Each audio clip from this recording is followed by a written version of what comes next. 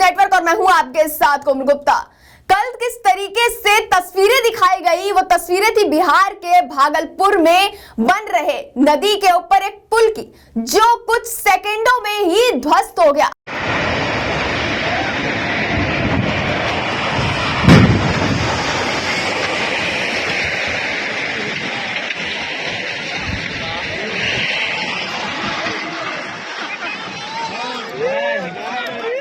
बिहार के भागलपुर में नदी पर बनाया जा रहा पुल एक बार फिर चंद सेकंडों में ध्वस्त हो गया। इससे पहले भी 2 बार यह निर्माणाधीन पुल गिर चुका है, जिसकी तस्वीरें हम आपको दिखा रहे हैं कि कैसे 1750 करोड़ का यह पुल गिरता ही चला गया। इसकी तस्वीरें स्थानीय लोगों ने मौके पर पहुंचकर कुछ अपने कैमरों में कैद की है, जिसमें आपको बता दें कि किसी के हताहत होने की कोई खबर अभी तक नहीं मिली है, लेकिन एक व्यक्ति की गायब होने की सूचना मिल रही है। उसके परिवार ने बताया कि व्यक्ति रोजाना अपने काम पर जाता था और अब काम से वो लौटा नहीं है। वो उसी पुल के पास जाता था जहां पर वो पुल ध्वस्त हुआ है। आपको बता दें कि अब ये सवाल उठाए जा रहे हैं कि आखिर ये पुल गिरा तो गिरा कैसे। इससे पहले भी ये पुल गिर चुका है और ये दूसरी बार था। सुल्तानगंज में ये बन रहा पुल खगड़िया और भागलपुर जिले को जोड़ने के लिए बनाया जा रहा था, लेकिन अब ये जल समाधि ले चुका है। बता दें पिछले साल 27 अप्रैल को इस निर्माणाधीन पुल का सुपर स्ट्रक्चर नदी में गिर गया था। तेज आंधी और बारिश में करीब 100 फुट ये स्ट्रक्चर एकदम से ही ध्वस्त हो गया। भरभरा कर इस तरीके से गिरा कि सभी देखते ही रह गए।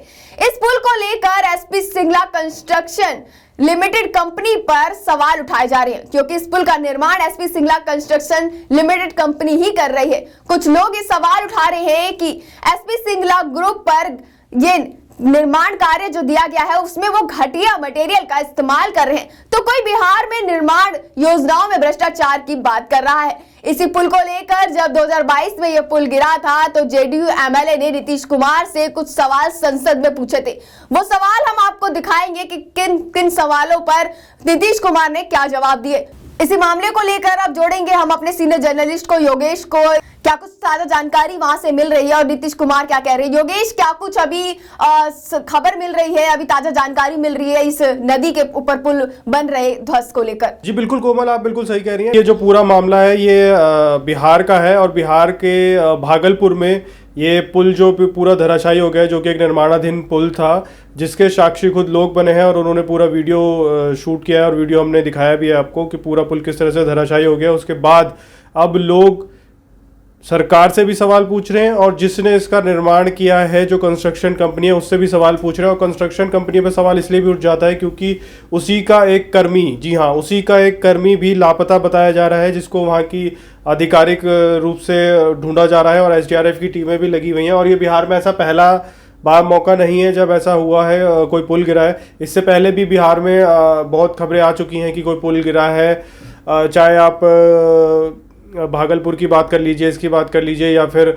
और भी तमाम ऐसी बातें होती हैं। और इस मामले के बाद अब बीजेपी ने कटाक्ष करना शुरू कर दिया है। हालांकि बीजेपी को कटाक्ष करने से पहले ये सोचना चाहिए कि जब ये पुल का निर्माण हुआ था, जब शुरुआत हुई थी तो 2014 में हुई थी। जब 2014 की बात करें तो शायद नीतीश और जेडीयू और बीजेपी का गठबंधन था, तो उसी दौरान इस पुल का निर्माण का सब रखा गया। और आज बीजेपी भ्रष्टाचार की बात करती है। अभी मैं सुनाऊंगा आपको कि शहजाद पूनावाला ने क्या कहा। बीजेपी के राष्ट्रीय प्रवक्ता हैं शहजाद पूनावाला, उन्होंने नीतीश कुमार पर सीधा सीधा सवाल खड़ा कर दिया है कि वो भ्रष्टाचारी सरकार है और पूरा मतलब उन पर कटाक्ष कराया। अच्छा अभी मैं सुनाऊंगा आपको, लेकिन उससे पहले मैं बता दूं कि बिहार सरकार पे सवाल उठना लाजमी है, लेकिन उससे पहले ये बात ये खड़ी होती है कि इस तरह के जब इस तरह का निर्माण इतने बड़े स्तर पर होता है और वो निर्माणाधीन के समय ही गिर जाता है, और अगर इस पे लोग मौजूद होते उद्घाटन करने के बाद, अगर इस पे लोग मौजूद होते तो कितनी बड़ी त्रासदी हो सकती थी। जैसे कि भी हमने परसों भी देखा कि बालासोर में जो इतना बड़ा ट्रेन हादसा हुआ उड़ीसा के बालासोर में,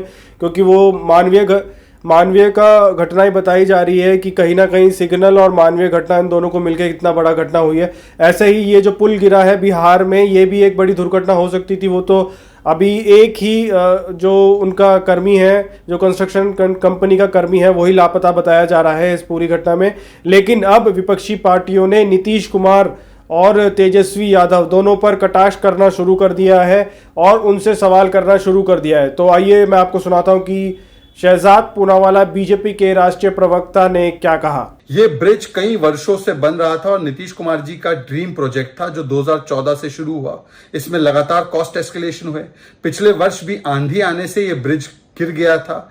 अब ये फिर से बिना कोई वाहन के चले ही अगर इस प्रकार से गिर रहा है, मतलब कि किस प्रकार की घटिया क्वालिटी का काम जो भ्रष्टाचार, कमीशनखोरी और चोरी के चलते किया गया है, इसका जीता जागता सबूत है।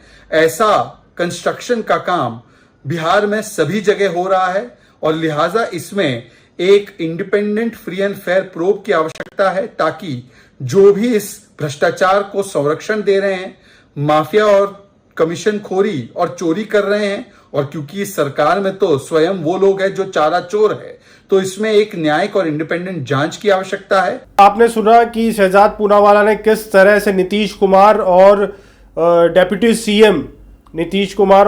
सीएम को किस तरीके से कटाक्ष किया है।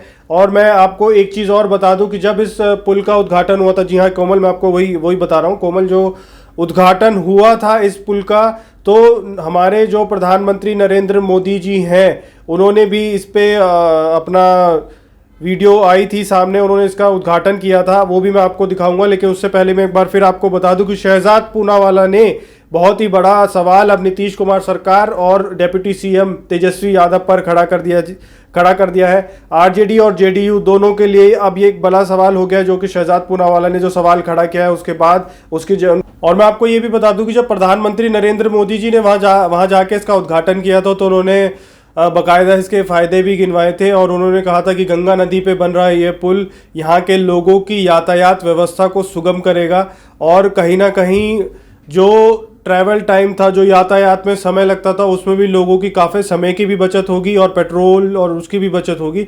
लेकिन अब जिस पे सवाल खड़ा होना लाजमी है कि जब इसके मतलब फ़ायदे गिनवा दिए जाते हैं और अभी कुछ ही सालों में, ज़्यादा साल भी नहीं हुए जब प्रधानमंत्री जी ने इसका उद्घाटन किया था, और कुछ ही सालों में यह मतलब एकदम ताश के पत्तों की तरह बिखर जाता है और पूरा गंगा नदी में समाधि ले लेता है, तो ये भी एक सवाल खड़ा होता है। और इस पे संसद में भी काफ़ी चर्चा हो चुकी है इस बारे में और प्रधानमंत्री जी भी सवाल पूछे जा सके हैं, लेकिन अब मौजूदा सरकार को इस पर रुख पेश करना पड़ेगा और जो सवाल अब विपक्षी पार्टियां खड़ी कर रही हैं उस पर भी जेडीयू और आरजेडी दोनों को बताना पड़ेगा कि उनके राज्य में यह हुआ है। भले ही नरेंद्र मोदी जी ने वहाँ उद्घाटन किया हो, भले ही जो भी इस पे कार्रवाई हो, क्योंकि मामला अब कार्रवाई के बाद ही पता चलेगा कि इसके जो जांच होगी, जब उसके बाद ही पता चल पाएगा कि इसके पीछे की वजह क्या क्या रही।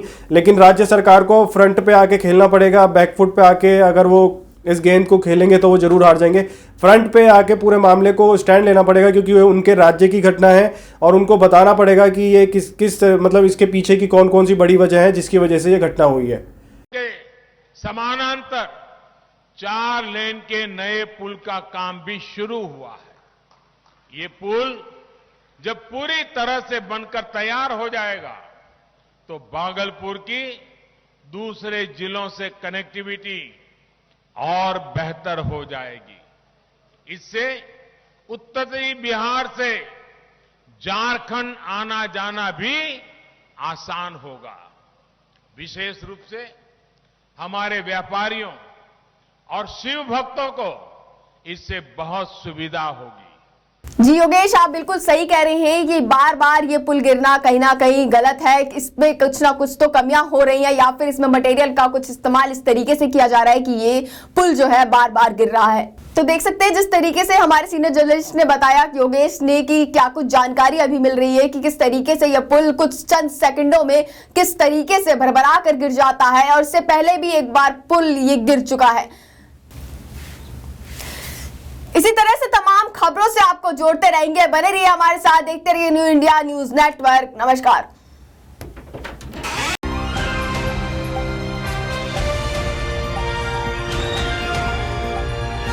दिल्ली, हरियाणा, उत्तर प्रदेश, राजस्थान की हर खबर के साथ देखते रहिए न्यू इंडिया न्यूज नेटवर्क।